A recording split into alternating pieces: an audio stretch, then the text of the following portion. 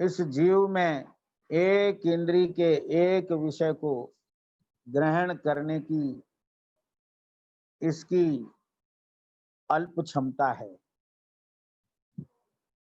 परंतु ये पांचों इंद्री के विषयों को एक साथ भोगना चाहता है, जबकि उपयोग एक समय में एक ही इंद्री के विषय में लग सकता है, लेकिन ये पांचों इंद्री के विषयों को एक साथ भोगना चाहता है। इसे भोजन भी करना है तो कहाँ करता है कि पलंग पर बैठकर, डबल बेड के गद्दे पर बैठकर, डल्लब के गद्दे पर बैठकर स्पर्शन इंद्री को का विषय अपने नीचे भी और ऊपर भी पंखा और कूलर, ये सभी स्पर्शन इंद्री के विषयों के साथ माने भोजन करना है तो वो तो केवल रसना इंद्री का विषय है, लेकिन ये स्पर्शन इंद्री के विषय को भी साथ में भोगना चाहता है। और फिर रसना इंद्री का विषय देखो आप, रसना इंद्री के विषय इसके पुण्योदय से, साता के उदय से जो चाहता है वो भोजन थाली में रखा है, और उनका सबका स्वाद एक साथ लेना चाहता है, लेकिन सबका स्वाद एक साथ आ नहीं सकता।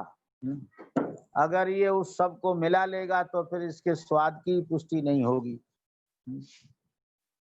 लेकिन अब ये भी अच्छा है, ये भी अच्छा है, ये भी अच्छा है, तो अब किसको पहले ले? एक साथ लेता है तो फिर स्वाद ही खत्म हो जाता है, मिश्रित हो जाता है। खट्टा, मीठा, नमक, खारा तो एक साथ ले नहीं सकता है। और सब स्वादिष्ट लग रहे हैं, सबका स्वाद लेना चाहता है, लेकिन लेने में क्रम डालना पड़ेगा इसको कि लड्डू खाए के पहले कि खीर खाए, कि पूड़ी खाए, कि सब्जी खाए, कि नमकीन खाए, कि पापड़ खाए, तो उसमें क्रम डालना पड़ेगा, ये मजबूरी है इसकी। लेकिन अभिप्राय इसका ये है कि मैं सारे रसना इंद्री के विषयों का स्वाद ले लूं, इंतजार इसे मजबूरी में करना पड़ रहा है, तो एक एक करके ही उसका स्वाद लेता है। लेकिन इसका स्वाद लेता है, फिर उसमें लेता है, अब इसका टेस्ट ले लिया, अब इसका टेस्ट ले लिया, अब इसका टेस्ट लेंगे, इसका टेस्ट लेंगे, ऐसे ये झपट्टे मारता है। और इसकी संतुष्टि रसना इंद्री के विषय मात्र में ही नहीं है, पांचों इंद्री के विषयों को एक साथ भोगना चाहता है। सुगंधित पदार्थ होने चाहिए, इत्र फुलेल भी पसंद है? इस प्रकार घ्राण इंद्री का विषय और चक्षु इंद्री का विषय टीवी खोल ली सामने, और उसमें चक्षु इंद्री का और कर्ण इंद्री का विषय भी उसमें मिल रहा है, और फिर भोजन कराने वाली भी चाहिए। हो सकता है कि अकेले भोजन भी नहीं कर सकता तो उसे साथ में खाने वाली चाहिए। तो इस प्रकार पांचों इंद्रिय के विषयों को एक साथ भोगने की चेष्टा है, चेष्टा करता है,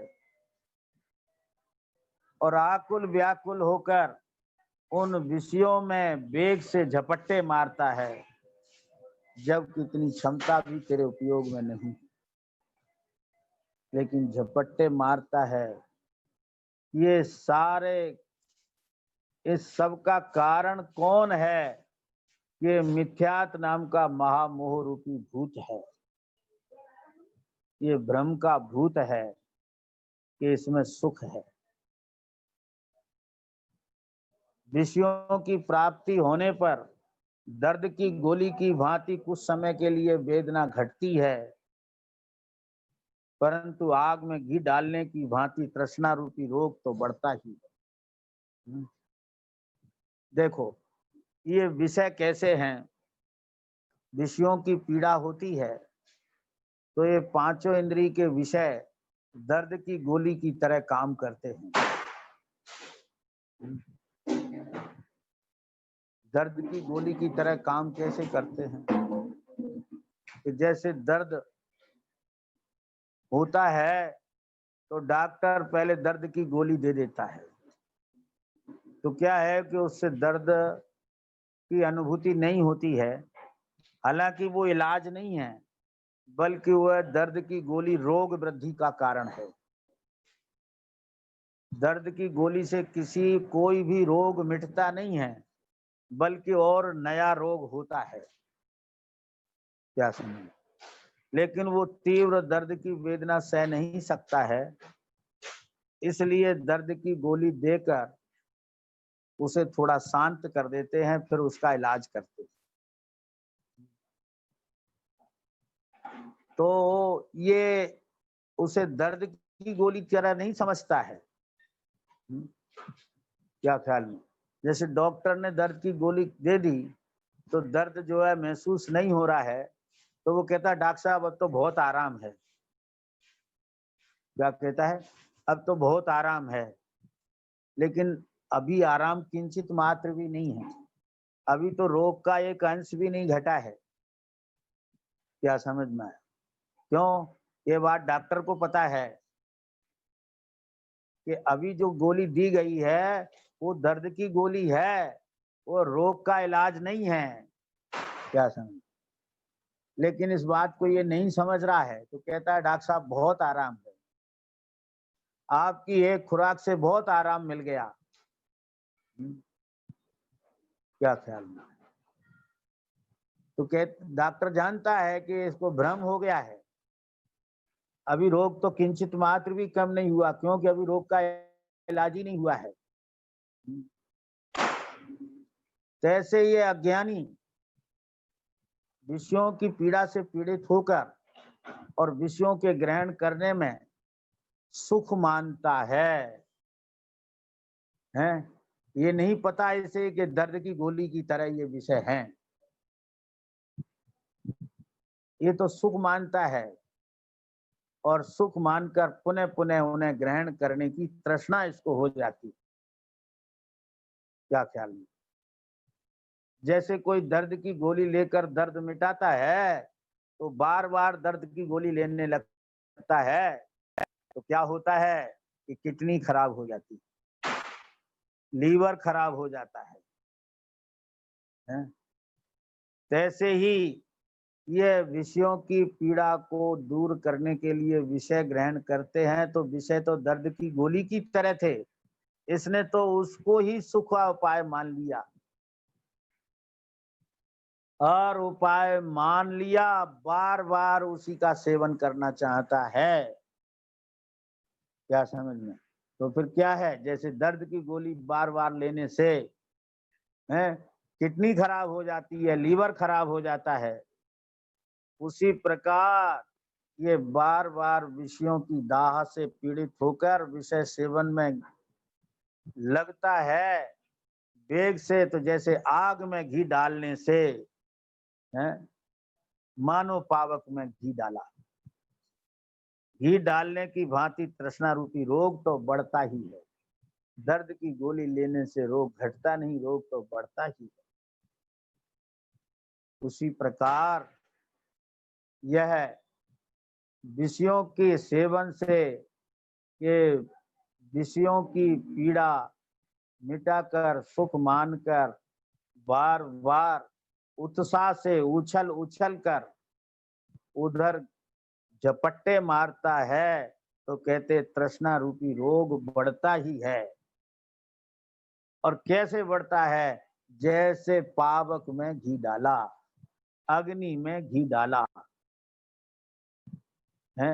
अरे भाई पानी तो फ्री की चीज है, सस्ती चीज है, घी डालो ना आग बुझाने में, तो क्या होगा? और आग भड़केगी। तो जो विषयों में सुख मानकर विषयों में दौड़ते हैं, उनकी विषय रूपी तृष्णा और बढ़ती है। और यदि विषयों की प्राप्ति ना हो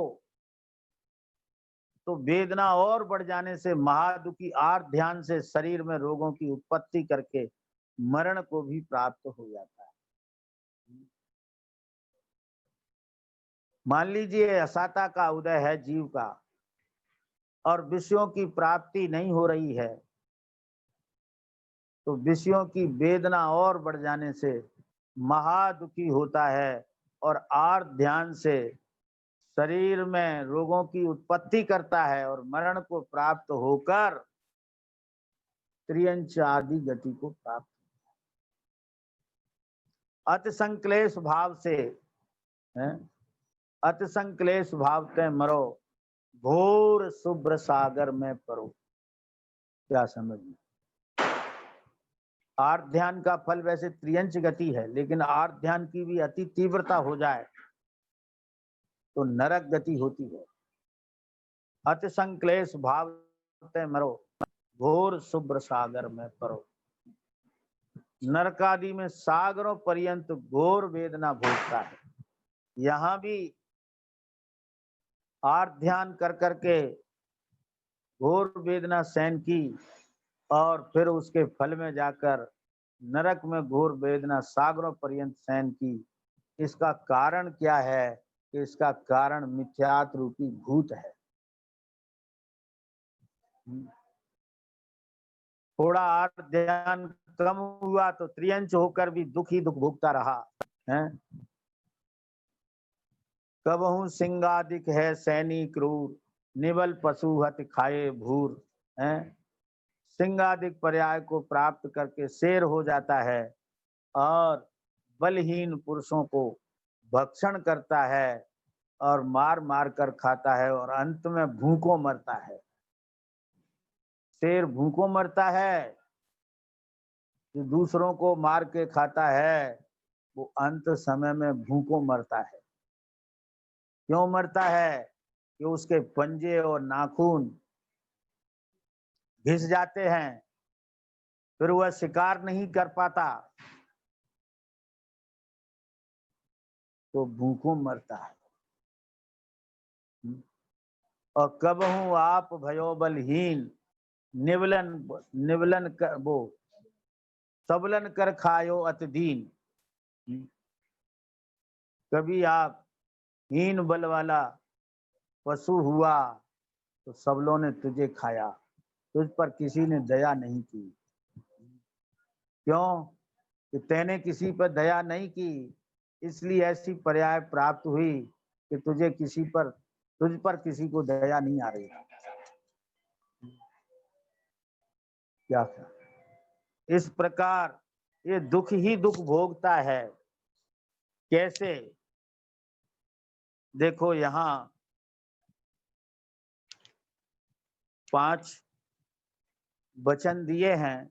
जैसे महाबलशाली हाथी भी हथनी के स्पर्शन की चाह रूपी वेदना से पीड़ित होकर गड्ढे में गिरकर महादुखी होकर तड़पता है और आर्त ध्यान से मरकर कुगति को प्राप्त।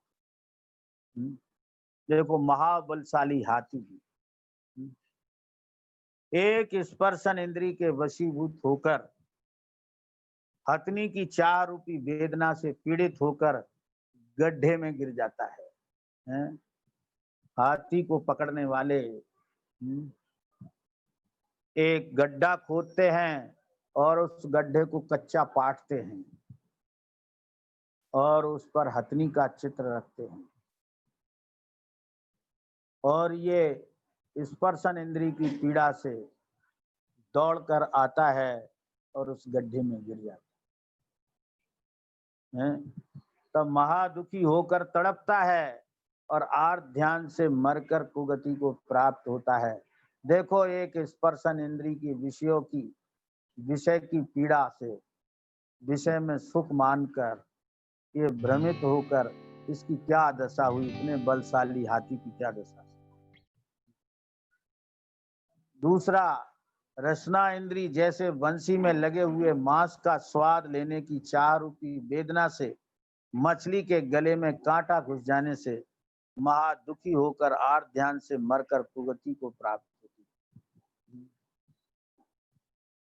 मछली को पकड़ने वाले कांटे में आटा लगा देते हैं और वो आटा खाने के लिए मछली मुंह फाड़ती है और उसमें कांटा फंस जाता है उसके गले में और वो मछली फंसी है।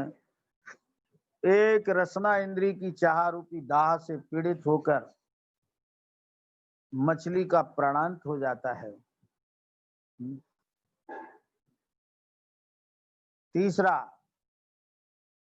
घ्राण इंद्री के वशीभूत होकर जैसे काष्ठ में छिद्र करने की शक्ति होने पर भी भौरा गंध की आसक्ति बस अपनी शक्ति को भूलता हुआ कमल के कोमल पत्तों में प्राण गमाकर महादुखी होकर आर्त ध्यान से मरकर कुगति को प्राप्त होता है।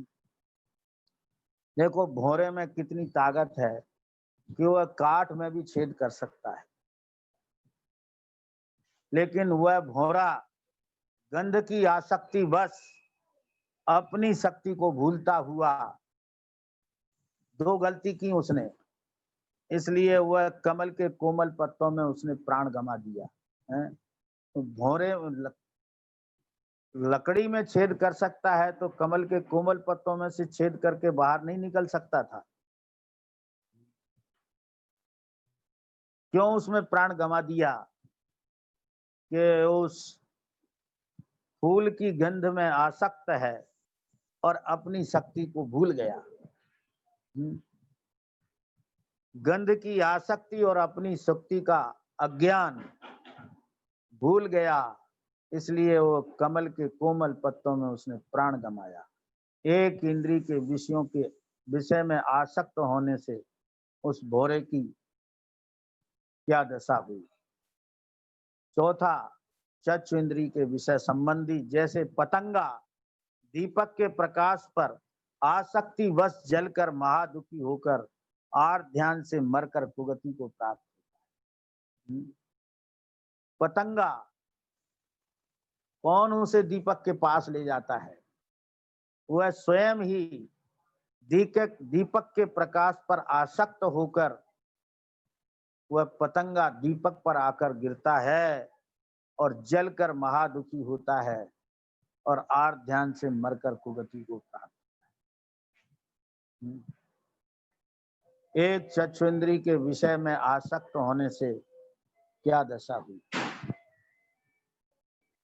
अब देखो पांचवा, जैसे हिरण राग सुनने की इच्छा से पीड़ित होकर महादुखी होता है और जैसे हिरण रेगिस्तान की सूखी भूमि में जल मानकर भ्रम से दौड़ दौड़ कर मर जाता है, वहां प्यास की वेदना से महादुखी होकर आर्त ध्यान से मरकर कुगति को प्राप्त होता है। एक एक इंद्री के विषयों को में आसक्त होने वालों की क्या दशा है और ये पांचों इंद्री के विषयों में आसक्त होकर सुख मानता है तो इसकी क्या दशा होगी। जरा विचार कर ले, अभी तुझे समझने का विचार करने का अवसर है, मौका है। इस प्रकार एक एक इंद्री के विषयों की वेदना से इतना बुरा हाल होता है, तब जो पांच इंद्री के विषयों में फंसे हैं और मानते हैं कि विषयों को भोगने से मैं सुखी हो जाऊंगा, ऐसे भ्रम का भूत जिन पर सवार है, उनकी दुर्दशा का वर्णन करने में हम असमर्थ हैं। क्या समझे? उनका वर्णन हम नहीं कर सकते। कभी कभी कोई जीव देव गति के सुख या मनुष्य गति में धन कंचन कामनी और राज सुख पाने के लिए विषयों के त्याग से अकाम निजरा व पुण्य के द्वारा भोगों को प्राप्त कर अति आसक्त होकर संसार में परिभ्रमण करते हैं। क्या कभी कभी कोई जीव देव गति के सुख या मनुष्य गति में धनकन कंचन कामनी और राज सुख पाने के लिए विषयों के त्याग से अकाम निद्रा व पुण्य के द्वारा भोगों को प्राप्त कर अति आसक्त होकर संसार में परिभ्रमण करते हैं?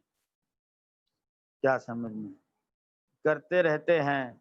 अब एक दूसरे प्रकार का ये है, तो ये भी महामोह रूपी भूत। अभी उनकी बात की थी जो विषयों में प्रवृत्त होकर आसक्त होकर वर्तते हैं। क्या समझ में? अब जो अनासक्त होते हैं वह भी एक मिथ्यात का ही भूत है कि वे विषयों को त्यागते हैं। उनकी चर्चा अब अगले प्रवचन में करेंगे। सभी जीवों को इस पंचेंद्रिय के विषयों का स्वरूप यथावत भाषित हो और महामोह रूपी भूत जो इनमें सुख की भ्रांति कराता है, यह भ्रम मिटे और सच्चे सुख को प्राप्त हो, इसी भावना के साथ आज का यह वक्तव्य विराम लेता है।